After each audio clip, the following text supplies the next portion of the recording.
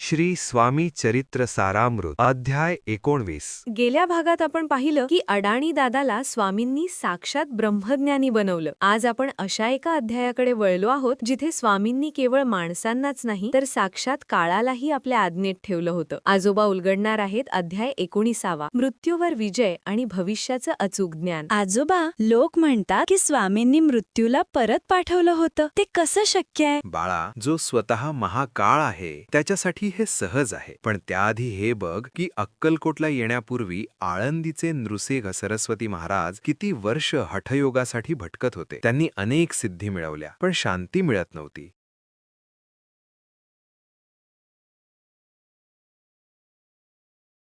स्वामींनी त्यांना पाहताच फक्त एक श्लोक म्हटला आणि त्यांना जागच्या जागी समाधी लागली. स्वामींनी त्यांना एक गुपित सांगितलं, सिद्धींच्या मागे लागणे म्हणजे वेश्येला पाळण्यासारखे आहे. त्यापेक्षा खरी भक्ती कर. नृसिंह सरस्वतींना त्या एका वाक्यात संपूर्ण आयुष्याचं सार मिळालं. पण खरा थरार घडला अक्कलकोटचे सरदार तात्या भोसले यांच्यासोबत.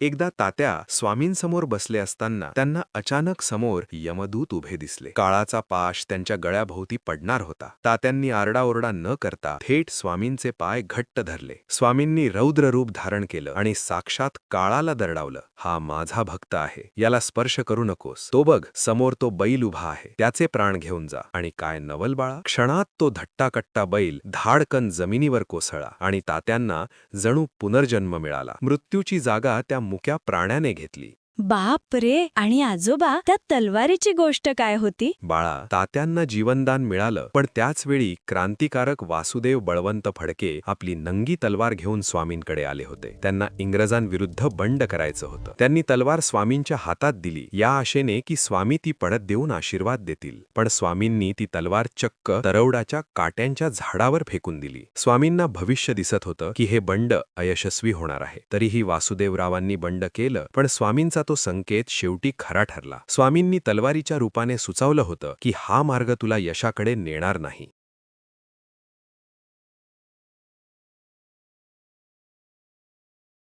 वाह आजोबा, म्हणजे स्वामींना कोणाचं आयुष्य वाढवायचं आणि कोणाचं भविष्य काय आहे हे सगळं ठाऊक असतं तर? हो बाळा, स्वामी म्हणजे साक्षात परमात्मा. जो त्यांना शरण जातो त्याचा काळही काही बिघडवू शकत नाही. आता उद्या आपण या सीझनचा शेवटचा भाग पाहणार आहोत जो अत्यंत अद्भुत आहे. स्वामींच्या या अगाध लीला आपण पाहिल्या, पण आता या प्रवासाचा पुढचा टप्पा काय? उद्या पहा भाग 10 सीझन 12चा समारोप. पाहत रहा आजोबांच्या